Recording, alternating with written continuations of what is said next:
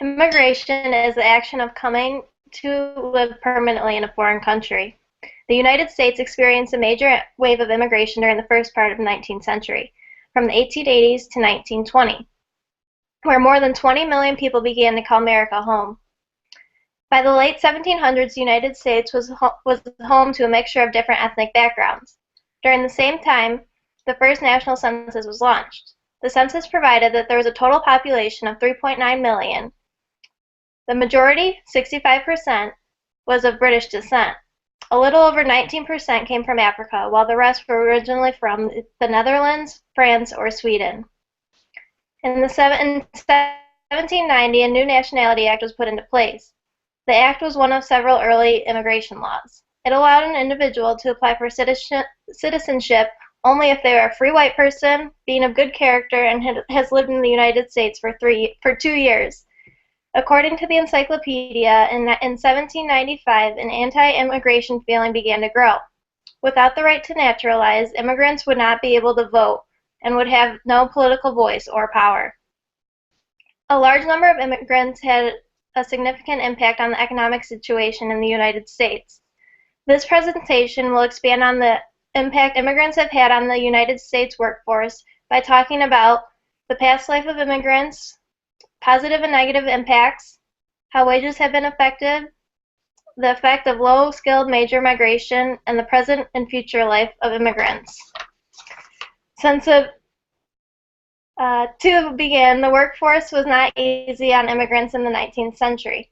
The wave of immigrants began to settle in the midst of the Industrial Revolution, which created new jobs within cities. Eager to start working, the immigrants started their job search. Some continued to farm like they did in their homeland, while others looked for new jobs in factories. Since the newcomers were desperate for jobs, they were terribly mistreated. They accepted less pay than the natives. According to the Immigration in the American Industrial Revolution article by Charles Hirschman and Elizabeth Mogford, immigrants were more likely to be found in less skilled and slower growth occupations. However, immigrants were no less skilled than the native-born workers. Yet, immigrant men were paid less than other workers, and the women were paid less than the men. Immigrants were often mistreated and suffered verbal and physical abuse because they were different. However, everyone was faced with poor working conditions, not just the immigrant workers. Due to the lack of effective government regulations, unsafe and unhealthy working conditions were common. Since working conditions were so bad, in the late 19th century, there were more industrial accidents in the United States than anywhere else in the world. Nevertheless, due to the differences in ethnic backgrounds, immigrants helped transform American society and culture to how we know it today. Immigrants contributed to the growth and industrial transformation of the American workforce. The benefits of immigration in the workforce is that immigrants actually expand the workforce. An article written by Diana Ferget Roth from the Manhattan Institute, titled The Economic Benefits of Immigration, stated immigrants increase economic efficiency by reducing labor shortages in low and high skilled markets because their educational backgrounds actually fill in the holes in the native-born labor market. Immigrants have typically been known to do the jobs that most people don't think or want to do, which isn't really a bad thing because jobs in construction, factories, and even some retail stores are still jobs that need to be done. Adam Davidson, a correspondent from International Business and Economics at National Public Radio, wrote in his March 30th, 2006 article, Q&A, Illegal Immigrants in the U.S. Economy. Many economists say the effect of an estimated 11 million undocumented workers is minimal. While illegal immigrants have a negative impact on unskilled workers, many of whom lack technical training or a high school diploma, economists believe that overall the American economy benefits a small amount from illegal immigration, a little bit less than 1%. That finding suggests that neither side of the immigration issue has strong economic argument to make. However, many people feel that immigrants take jobs from natives. This is only true the skill sets of natives and immigrants overlap. Some employers feel that immigrants are harder workers than natives, so in some instances are harder workers, and they may hire an immigrant over a native, which causes the unemployment rate to increase. There is no such thing as an immigrant job, however. The reality is that immigrants and natives compete for the same jobs, and native workers are increasingly at a disadvantage because employers have access to a steady supply of low-wage foreign workers. There has been much research to decipher if there were less immigrants, would the unemployment rate drop? And in reality, economists have found that immigrants cause the wages of natives to increase but do take jobs that lower skilled native workers could take on. The impact of immigration on the aging population is that as the baby boomers begin to retire, there will be a greater demand for workers. These workers will need to take on the jobs that baby boomers will be retiring from, as well as healthcare workers to look after aging Americans.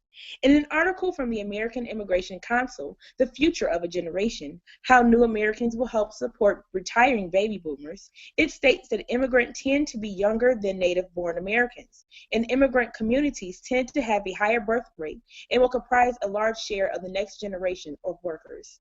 So there is going to be a demand for labor, and native-born Americans won't be able to fill this gap alone.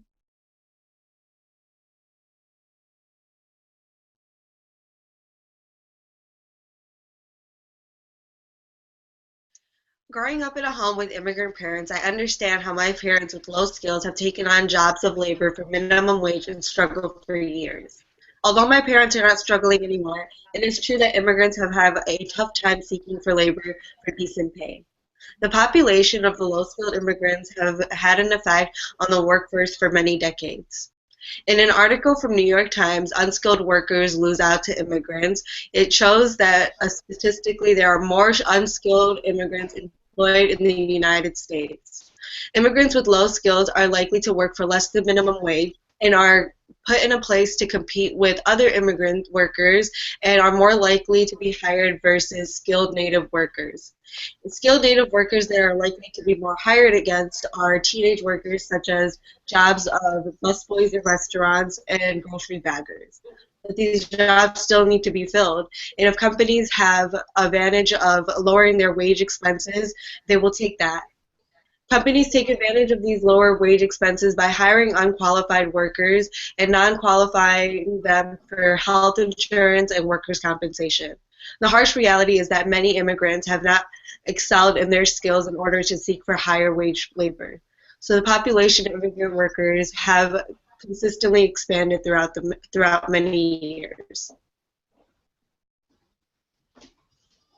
Now, before discussing the future of immigration in the workforce here in the United States, we must first look at what has already taken place by making the workforce more culturally diverse.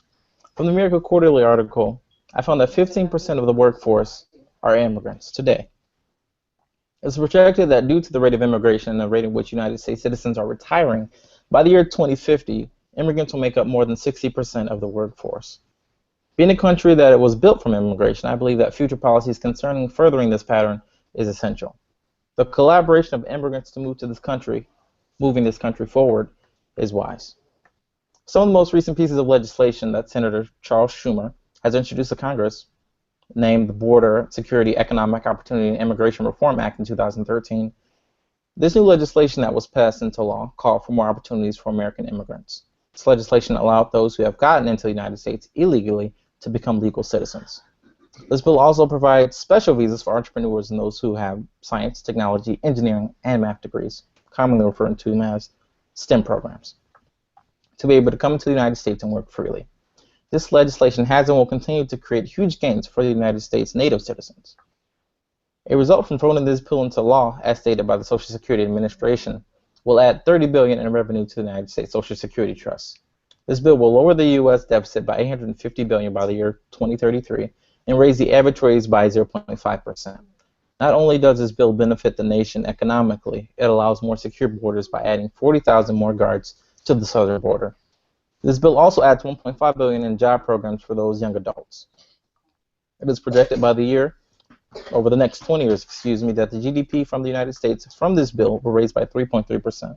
So we can see that the implementation of this legislation concerning immigration is pivotal to the advancement of the United States. From the broken immigration policies in the place before the Reformation in 2013, reverse brain drain has taken root in this country. In the United States from 1996 to 2005, immigration started 52% of all tech startups. And then from 2005 to 2012, the number of startups from immigrants had dropped to 44%. The founder of these companies are moving back home to continue their success. I believe that these new and innovative ways of making citizenship easier will be incentives for these movers and shakers to stay here in the country.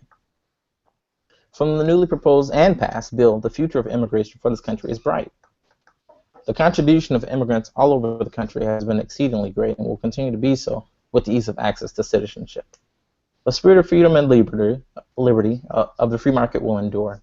On the Statue of Liberty, there is a tablet in the hand of Lady Liberty which reads, "Give me your tired, your poor, your huddled masses yearning to breathe free, the wretched refuge of your teeming shore.